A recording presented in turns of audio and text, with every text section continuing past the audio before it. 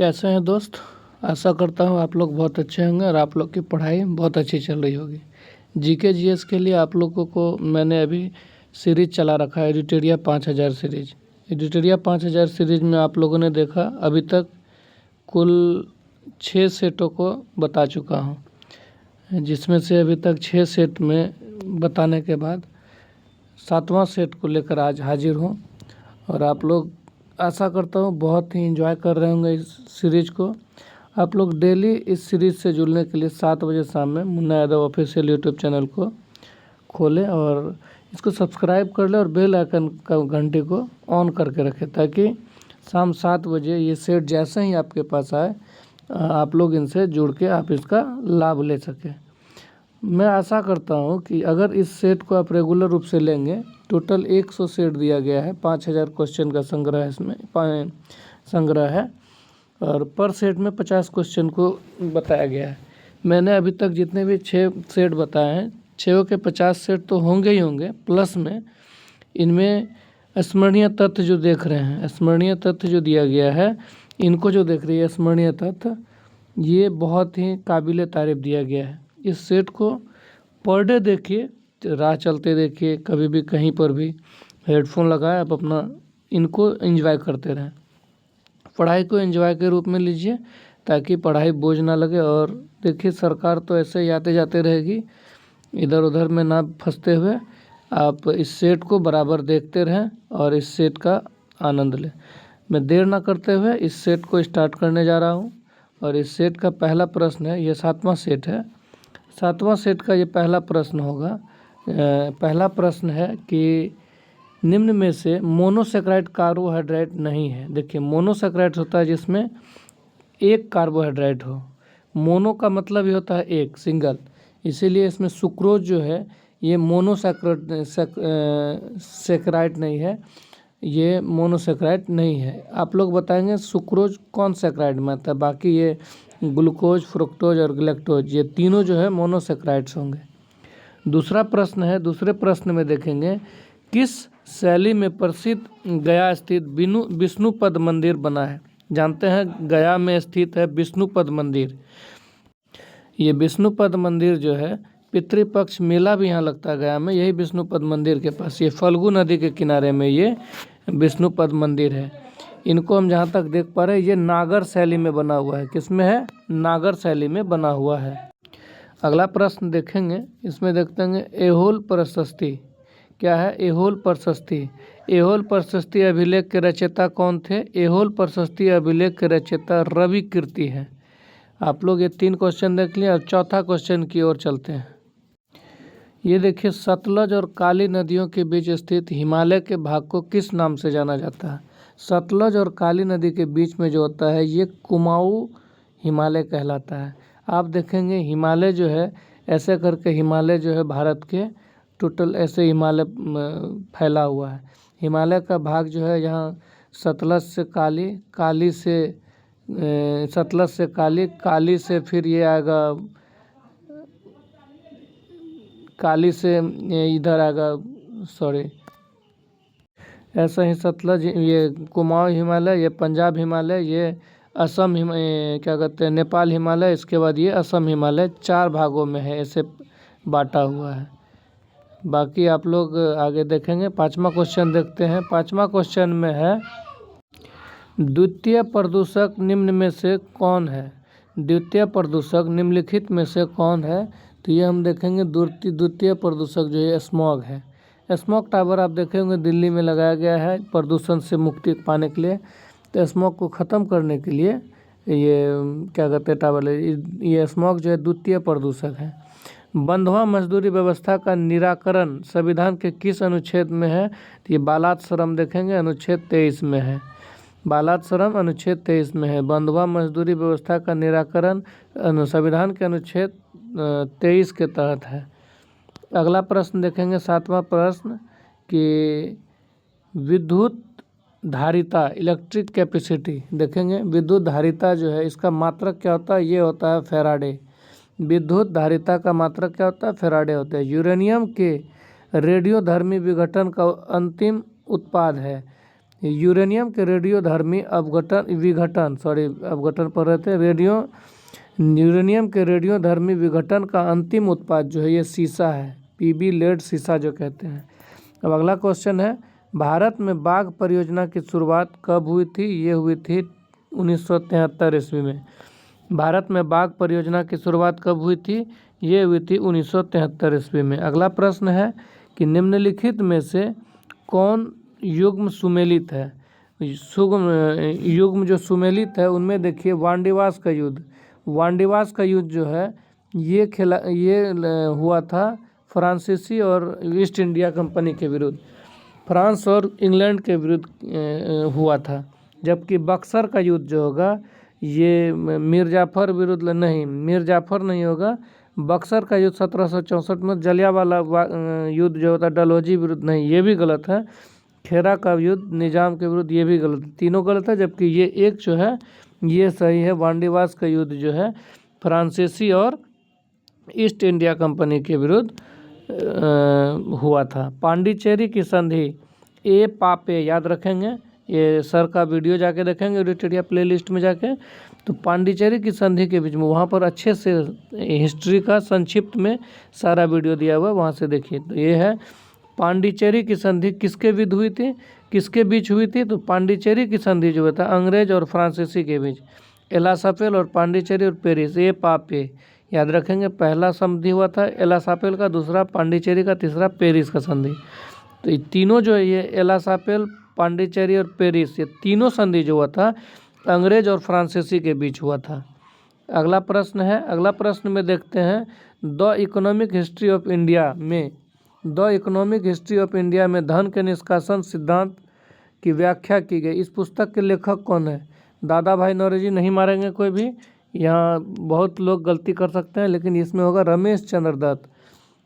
ये the economic history of India जो है ये किनके द्वारा लिखा गया था? तो ये लिखा गया था रमेश चंद्र दत्त के द्वारा, ठीक है। अगला प्रश्न है, दूध निम्नलिखित में से किसका उदाहरण है? दूध जो है निम्नलिखित में से किसका उदाहरण है? तो ये तो बहुत ही आसान क्वेश्चन है, पायस का उदाहरण है। दूध किसका उदाहरण है? पायस का उदाहरण है। सुपीरियर झील किन दो देशों के बीच, सुपीरियर झील जो है किन दो देशों के बीच स्थित है? सुपीरियर झील जो है ये है अमेरिका और कनाडा के बीच, याद रखेंगे। वहाँ 5 लेक है जो कि सुपीरियर झील के अलावा भी और 4 लेक है, ईरी, ओंटारियो, ये 5 जो है झील है जो कि अमेरिका और कनाडा के बीच सीमा निर्धारण करता है, और अमेरिका और बीच ये दोनों के बीच में है। आगे चलते हैं 15वां प्रश्न में।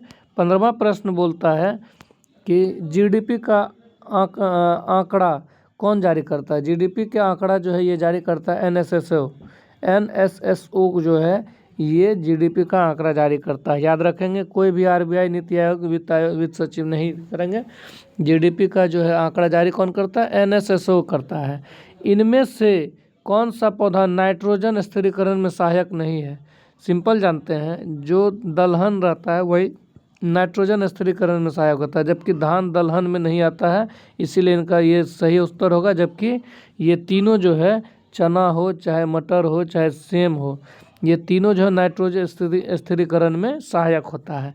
अगला प्रश्न है, ट्राइसेम्स योजना निम्नलिखित में किससे संबंधित है? ट्राइसेम्स योजना जो है निम्नलिखित में किससे संबंधित है? तो ये ट्राइसेम्स योजना जो होगा वो ग्रामीण विकास से संबंधित है। ट्राइसेम किससे है? ग्रामीण विकास से संबंधित है। निम्नलिखित में से अगला प्रश्न देखते हैं, निम्नलिखित में कौन सा देश बाल्टिक देश नहीं है? निम्नलिखित में कौन सा देश बाल्टिक देश नहीं है? तो ये बेलारूस जो है ये बाल्टिक देश नहीं, जबकि एस्टोनिया, लातविया और लिथुआनिया ये तीनों बाल्टिक देश के में होते हैं, याद रखेंगे। एस्टोनिया, लातविया और लिथुआनिया ये तीनों जो है बाल्टिक देश होंगे, जबकि ये बेलारूस जो है बेलारूस बाल्टिक देश में नहीं आएंगे। अगला प्रश्न है, आधुनिक भारत का प्रथम राष्ट्रवादी कवि किसे कहा जाता है? आधुनिक भारत का प्रथम राष्ट्रवादी कवि जो कहा जाएगा वो हेनरी विवियन डेरोजियो को कहा जाएगा। आधुनिक भारत का प्रथम राष्ट्रवादी कवि किसे कहा जाएगा? तो हेनरी विवियन डेरोजियो को कहा जाएगा। कौन व्यक्ति तीनों गोलमेज सम्मेलन में उपस्थित नहीं थे? देखिए, बाबा साहेब अम्बेडकर, ये उपस्थित थे, याद रखेंगे। जैसे बाबा साहब अम्बेडकर ये उपस्थित थे, तेज बहादुर सप्रू और आगा खां ये तीनों उपस्थित थे, जबकि मोहम्मद अली जिन्ना ये उपस्थित नहीं थे। मोहम्मद अली जिन्ना ये गोलमेज सम्मेलन में भाग लिए ही नहीं थे। अगला प्रश्न होगा, निम्न में से कौन सा विषय समवर्ती सूची के अंतर्गत नहीं आता है। याद रखेंगे, समवर्ती सूची के अंतर्गत पंचायती राज नहीं आता है, जबकि पंचायती राज राज्य सूची का विषय है। पंचायती राज समवर्ती में नहीं आता है। शिक्षा, वन, परिवार नियोजन ये तीनों समवर्ती सूची में आता है। जल में वायु का बुलबुला किसकी भांति व्यवहार करता है। जल में वायु की बुलबुला ये जो है अवतल लेंस की भांति व्यवहार करता है। याद रखेंगे, दर्पण नहीं, पहला याद रखेंगे ये लेंस है और उसमें भी बुलबुला किसके भांति, अवतल लेंस के भांति, अवतल लेंस के भांति जो है वो व्यवहार करता है। अगला प्रश्न है 23वां प्रश्न है, याद करेंगे कि निम्नलिखित में से सुमेलित नहीं है। ये जो है ये सुमेलित नहीं है, ये जो है ये सुमेलित नहीं है। बाकी बात ये तीनों सुमेलित है। तीनों सुमेलित संताल विद्रोह, सिद्धू कानू, चांद भैरव। सिद्धू कानू चांद भैरव है, जबकि रामोसी विद्रोह चित्तर सिंह है। रामोसी विद्रोह चित्तर सिंह। कोल विद्रोह हो, कोल बुद्धू भगत। कोल विद्रोह जो है बुद्धू भगत के नेतृत्व में लड़ा गया था। अगला प्रश्न है 24वां प्रश्न है, वांडीवास का युद्ध निम्नलिखित युद्ध को कालक्रम के अनुसार व्यवस्थित करें। मतलब कौन सबसे पहले लड़ा गया, कौन बाद में, उसके बाद कौन, तीसरा कौन। ठीक है, ऐसे में देखेंगे सबसे पहले लड़ा गया था इसमें कर्नाटक का युद्ध। क्या था, ये हो जाएगा पहला कर्नाटक का युद्ध, दूसरा हो जाएगा वेदरा का युद्ध। पहला हो जाएगा कर्नाटक का युद्ध, दूसरा हो जाएगा वेदरा का युद्ध, तीसरा हो जाएगा वांडीवास का युद्ध और चौथा हो जाएगा ये आपका प्रथम आंग्ल मैसूर युद्ध। याद रखेंगे, कर्नाटक युद्ध पहले हुआ है, प्रथम कर्नाटक युद्ध, इसके बाद वेदरा का युद्ध 1759, वांडीवास का 1760, जबकि प्रथम आंग्ल मैसूर युद्ध वो 67 से 69 के बीच लड़ा गया था। इसी तरह से हम इसमें देख पाते हैं तो ऑप्शन डी सही है। अगला है कि किस बौद्ध संगति के दौरान अभिधम पिटक की रचना की गई थी। याद रखेंगे, तृतीय बौद्ध संगति के दौरान अभिधम पिटक की रचना की गई थी। आप लोग को याद होना चाहिए, पीछे पढ़ाया गया था कि बौद्ध संगति 4 किया गया था, जिसमें प्रथम हुआ था, द्वितीय, तृतीय और चतुर्थ। 3 बिहार में हुआ था, जबकि चौथा जो है उसका आयोजन कुंडलवल कश्मीर में किया था, कनिष्क के दौरान किया गया था। और इन तीनों में देखिए, पहला अजातशत्रु करता है, दूसरा कालाशोक। पहला अजातशत्रु, दूसरा कालाशोक, तीसरा अशोक और चौथा कनिष्क। तो अगला प्रश्न में देखते हैं, निम्नलिखित घटनाओं को सही कालक्रम में व्यवस्थित करें। निम्नलिखित घटना को सही कालक्रम में व्यवस्थित करें। तो इसमें हम देखते हैं कि इसका सही कालक्रम क्या होगा। पहले अगस्त प्रस्ताव आता है। पहले क्या आता है, अगस्त प्रस्ताव। इसके बाद आता है व्यक्तिगत सत्याग्रह जो स्टार्ट हुआ था, जिसमें विनोबा भावे और नेहरू जी थे। और इसमें याद रखेंगे जवाहरलाल नेहरू थे, सॉरी कंफ्यूज हो रहा हूँ, जवाहरलाल नेहरू या मोतीलाल नेहरू होंगे।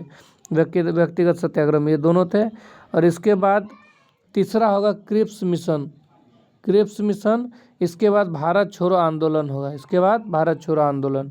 तो हम लोग याद रखेंगे, पहला होगा क्या, पहला अगस्त प्रस्ताव, इसके बाद व्यक्तिगत सत्याग्रह, इसके बाद क्रिप्स मिशन, इसके बाद भारत छोड़ो आंदोलन।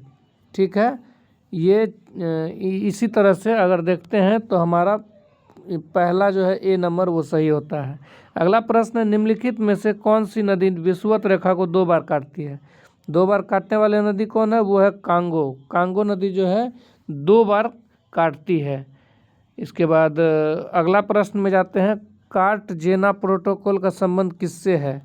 कार्टजेना प्रोटोकॉल का संबंध किससे है अगर पूछा जाएगा, इसमें देखेंगे जैव सुरक्षा से है। किससे है, जैव सुरक्षा से कार्टजेना प्रोटोकॉल का संबंध है। जैव सुरक्षा से कार्टजेना प्रोटोकॉल का संबंध है। अगला है, चश्मे के लेंस किस कांच से बनाए जाते हैं। बहुत अच्छा क्वेश्चन है। चश्मे के लेंस किस कांच से बनाए जाते हैं, तो ये होगा क्रुक्स कांच। कौन होगा, क्रुक्स कांच। अगला क्वेश्चन है, निम्नलिखित नगरों में किस नगर का संबंध महावीर से नहीं है। महावीर से संबंध नहीं है, ये लुम्बिनी जो है ये महात्मा बुद्ध का जन्म स्थली है। लुम्बिनी, नेपाल की लुम्बिनी में। महात्मा बुद्ध की, जबकि ये वैशाली, चंपा और पावापुरी तीनों जो है महावीर से संबंधित है। अगला देखते हैं 31वां प्रश्न, निम्न में से कौन सुमेलित नहीं है? निम्न में से कौन सुमेलित नहीं है? तो ये सुमेलित नहीं होगा कौन? कालचूड़ी, ये सुमेलित नहीं है। जबकि ये चंदेल शासक जो है खजुराहो महोबा चंदेल शासक का राजधानी रहा है, जबकि सोलंकी का अलहिनवार क्या होता है? चंदेल शासक का खजुराहो या महोबा, सोलंकी का अनहिलवार और प्रतिहार का कन्नौज, ये तीनों सही है, जबकि कालचूड़ी नहीं था सही। आगे है मोढेरा का सूर्य मंदिर किस राज्य में स्थित है? मोढेरा का सूर्य मंदिर ये किस राज्य में स्थित है? तो ये है गुजरात में। कहाँ है? गुजरात में। अगला प्रश्न देखते हैं 33वां प्रश्न होगा, ये है निम्नलिखित में से सुमेलित नहीं है। सुमेलित जो नहीं है वो उसको नहीं पढ़ना है, बाकी वो तीनों सुमेलित जो है उसको याद करते हैं हम लोग। तो सुमेलित कौन कौन है इसमें देखेंगे, तो इसमें सुमेलित वाले को देखते हैं, तो ये तीनों सुमेलित है, तीनों सुमेलित है। और तीनों में कौन कौन सुमेलित है? देखिए, अकबर द्वारा जजिया कर का समाप्ति 1764 में किया गया, जबकि दीन इलाही धर्म जो है ये 1564 में जजिया कर को समाप्त किया, 1582 में दीन इलाही का धर्म का स्थापना किया, तीर्थ यात्री कर को भी समाप्त किया 1563 में। ये तीनों याद रखेंगे।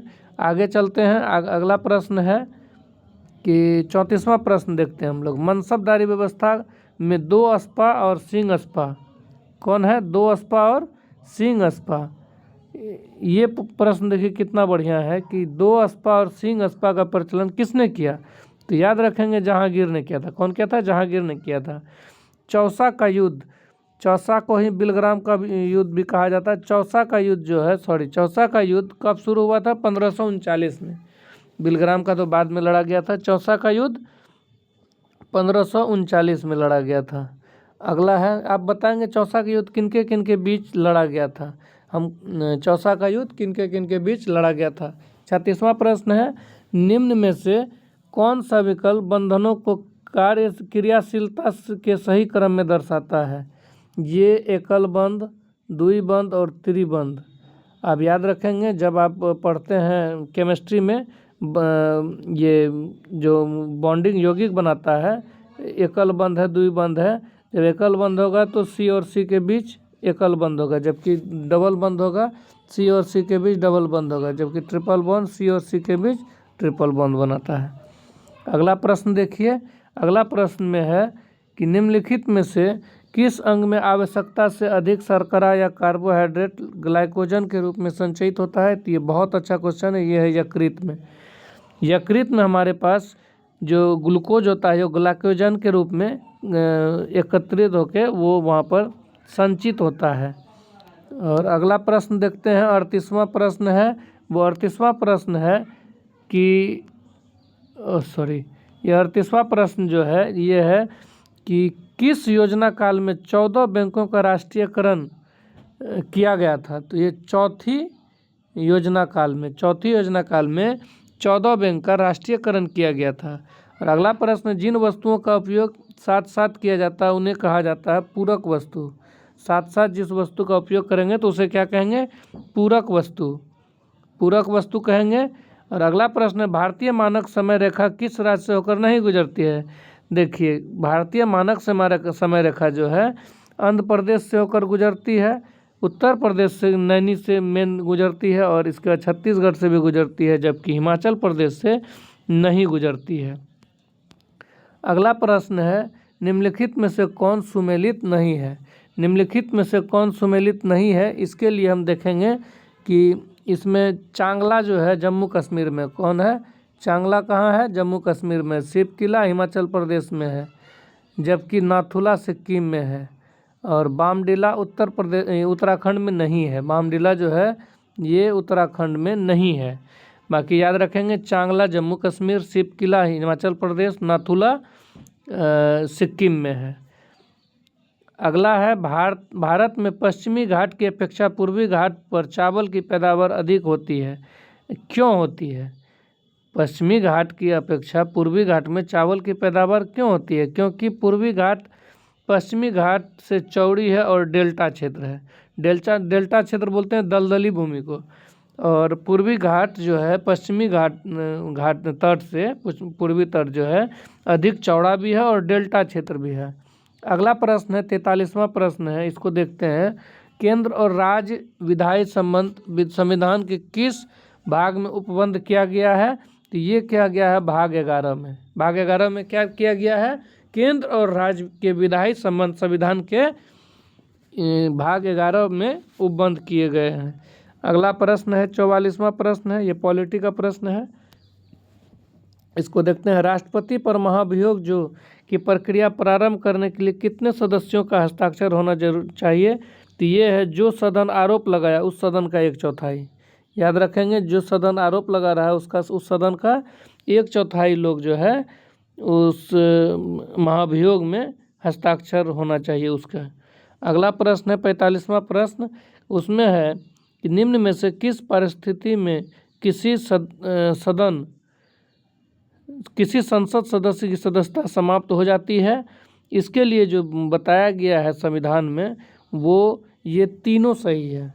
ये तीनों सही है। तीनों पढ़ेंगे कौन कौन है। पहला है कि यदि वह सदन की अनुमति के बिना 60 दिन की अवधि से अधिक समय के लिए सदन की सभी बैठकों में अनुपस्थित रहता है तो उसकी सदस्यता समाप्त हो जाएगी। दूसरा है यदि उसे सदन द्वारा निष्कासित कर दिया जाता है उसकी उस विषय में भी सदस्यता खत्म हो जाएगी।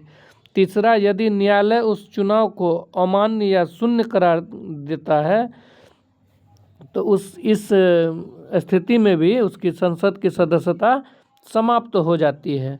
46वां प्रश्न होगा कि भारत में राष्ट्रपति को हटाया जा सकता है, भारत के संसद द्वारा हटाया जा सकता है और उसमें भी क्या है कि महाभियोग के द्वारा हटाया जाता है। राष्ट्रपति को हटाने के लिए महाभियोग का प्रयोग किया जाता है, याद रखेंगे। अगला प्रश्न है किस अनुच्छेद के अंतर्गत राज्य निर्वाचन आयोग का प्रावधान किया गया है? अभी राज्य चुनाव है, याद रखेंगे। अनुच्छेद 243 का के तहत राज्य निर्वाचन आयोग का प्रावधान किया गया है। किस संविधान संशोधन में पिछड़े वर्ग संबंधी आयोग का प्रावधान किया गया है? यह है 102वां संविधान संशोधन। किस संविधान संशोधन में पिछड़े वर्ग संबंधी आयोग का प्रावधान किया गया? यह 102वां संविधान संशोधन है। History of the freedom movement in Bihar history of the freedom movement in Bihar के लेखक कौन है? के दत्ता। याद रखेंगे, के दत्ता के द्वारा लिखा गया जो है बुक वो history of the freedom movement in Bihar है। अगला अंतिम प्रश्न है 50वां प्रश्न, ये है मानव विकास सूचकांक निम्नलिखित में से कौन जुड़ा हुआ है? मानव विकास सूची निर्माण में निम्नलिखित में से कौन जुड़ा हुआ है? तो ये है अमर्त्य सेन। अमर्त्य सेन जो है मानव विकास सूची निर्माण में जुड़ा हुआ है। अब देखते हैं कि इस सेट के अंतर्गत स्मरणीय तथ्य दिया गया है। स्मरणीय तथ्य जो दिया गया है उसको देखते हैं। पहला है कि मौर्य वंश की स्थापना किया था। कौन किया था मौर्य वंश की स्थापना? वो किया था चंद्रगुप्त मौर्य ने। मौर्य वंश की स्थापना किसने किया? तो चंद्रगुप्त मौर्य ने। जस्टिन ने चंद्रगुप्त मौर्य को सेंड्रोकोटस कहा। याद रखेंगे, जस्टिन ने चंद्रगुप्त मौर्य को सेंड्रोकोटस कहा गया था। सेंड्रोकोटस किसने बोला गया था चंद्रगुप्त मौर्य को? ये जस्टिन ने बोला। मुद्रा राक्षस में चंद्रगुप्त मौर्य के लिए विरसल शब्द मतलब छोटे कास्ट के होते हैं। मुद्रा राक्षस में चंद्रगुप्त मौर्य के लिए विरसल शब्द का प्रयोग किया गया है। चाणक्य चंद्रगुप्त मौर्य के प्रधानमंत्री थे। याद रखेंगे, चाणक्य जो है वो क्या थे? चंद्रगुप्त मौर्य के प्रधानमंत्री थे। आगे देखेंगे, चाणक्य द्वारा लिखित अर्थशास्त्र पुस्तक का संबंध राजनीति से। अर्थशास्त्र है लेकिन वो राजनीति से संबंधित है। चंद्रगुप्त ने 305 ईसा पूर्व में सेल्यूकस निकेटर को हराया। कब हराया था? 305 ईसा पूर्व में सेल्यूकस निकेटर को हराया था। तो आगे देखेंगे कि आगे है किस निकेटर का राजदूत मेगास्थनीज चंद्रगुप्त मौर्य के दरबार में आया था। सेल्यूकस निकेटर के राजदूत किसके दरबार में आया था? सेल्यूकस निकेटर के राजदूत मेगास्थनीज चंद्रगुप्त मौर्य के दरबार में आया था, याद रखेंगे। अगला है इंडिका पुस्तक की रचयिता कौन है? मेगास्थनीज है। इंडिका पुस्तक के रचयिता कौन है? मेगास्थनीज है। चंद्रगुप्त मौर्य जैन धर्म के अनुयायी थे। चंद्रगुप्त मौर्य किसके थे? जैन धर्म के अनुयायी थे, याद रखेंगे। चंद्रगुप्त मौर्य जैन धर्म के अनुयायी थे। इसने भद्रबाहु से जैन धर्म की दीक्षा ली थी। चंद्रगुप्त मौर्य जो है भद्रबाहु से जैन धर्म की दीक्षा लिए थे। ठीक है, आगे है चंद्रगुप्त मौर्य का उत्तराधिकारी। देखो चंद्रगुप्त मौर्य का उत्तराधिकारी कौन थे? बिंदुसार। इसे अमित्रघात भी कहते हैं। इसे क्या बोलते हैं? अमित्रघात भी बोलते हैं। इसे वायु पुराण में भद्रसार कहा गया है। इसे वायु पुराण में क्या कहा गया है? भद्रसार कहा गया है। इसे जैन धर्म में सिंह सेन कहा गया है। देखिए इनका कितना नाम हो गया, एक तो बिंदुसार हो गया, एक तो बिंदुसार हो गया, बिंदुसार को ही अमित्रघात कहा गया, फिर वायु पुराण में भद्रसार कहा गया, फिर जैन धर्म में सिंह सेन कहा गया। बौद्ध विद्वान तारानाथ ने बिंदुसार के 16 राज्य का विजेता बताया गया है। बौद्ध धर्म में तारकनाथ ने बिंदुसार को 16 राज्यों का विजेता बताया है। ठीक है, देखेंगे बौद्ध धर्म में बौद्ध विद्वान जो था तारानाथ कौन थे? बौद्ध विद्वान। इन्होंने बिंदुसार को क्या बताया? 16 राज्यों के विजेता। बिंदुसार का ही उत्तराधिकारी था जो सम्राट अशोक बने। सम्राट अशोक किसके उत्तराधिकारी? बिंदुसार का। बिंदुसार किसके? चंद्रगुप्त मौर्य के। ठीक है, अशोक ने 269 ईसा पूर्व में मगध की राजगद्दी पर बैठा। अशोक कब बैठा? 269 ईसा पूर्व में मगध की राजगद्दी पर बैठा। अपने राज्याभिषेक के समय वह अवंती का राज्यपाल था। कहाँ का था? अवंती का राज्यपाल था। आपको पता होना चाहिए कि अशोक जो है वो जिस समय राज्याभिषेक कराने आए थे उस समय वो अवंती का राज्यपाल नियुक्त थे। पुराणों में अशोक को अशोकवर्धन कहा गया है। क्या कहा गया है? अशोकवर्धन कहा गया पुराण में। मास्की तथा गुर्जरा अभिलेख में इसका नाम अशोक मिलता है।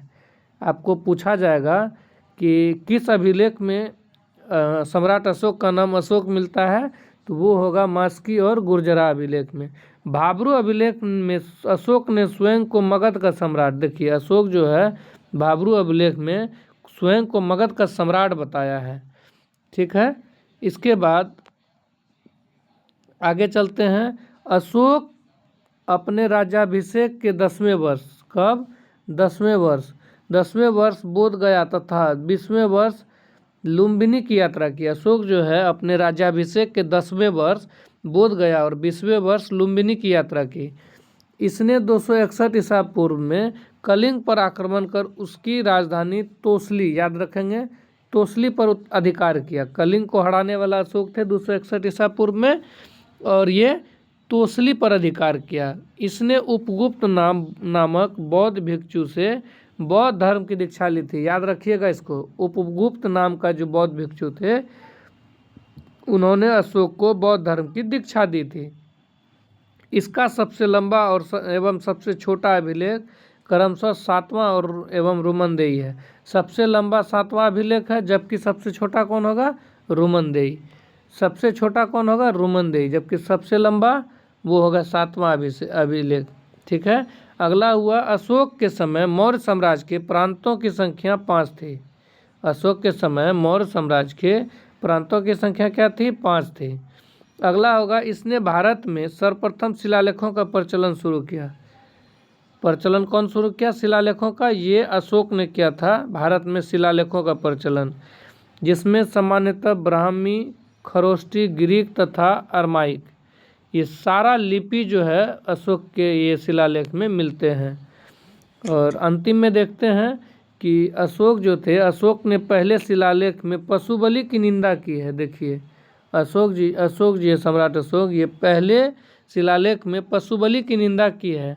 वहीं 6ठे शिलालेख में आत्मनियंत्रण की शिक्षा दी है। याद रखेंगे, 6ठे में क्या बोले हैं? पहला में पशु बलि की निंदा की है, जबकि 6ठे में आत्मनियंत्रण मतलब खुद पर कंट्रोल करने के लिए शिक्षा दी है। मौर्य वंश ने लगभग 137 वर्ष तक शासन किया। मौर्य वंश कितने तक शासन किया? कितने वर्ष? लगभग 137 वर्ष। इसी प्रकार से आपका ये 7वां सेट जो है वो 7वां सेट समाप्त होता है। पुनः आपको कल इसी समय 8वां सेट लेकर मैं पुनः उपलब्ध रहूँगा और आप बिल्कुल मिस ना करें। 100 सेट का 100 सेट कराया जाएगा। अगर आप लोग कमेंट करेंगे तो 2 सेट को एक दिन करके ख़त्म कर दिया जाएगा। बहुत बहुत धन्यवाद आपको मुन्ना यादव यूट्यूब चैनल में जुड़ने के लिए। अगर आपको फ़ायदा बुझा रहा है, तो फ़ायदा लग रहा है, इससे फ़ायदा लगने अगर लग रही है तो इसको आप सब्सक्राइब करें और दोस्तों को भी शेयर करें, ताकि आपका ये मुन्ना यादव यूट्यूब चैनल जो है और भी बड़ा परिवार बन सके। बहुत बहुत धन्यवाद। नमस्कार।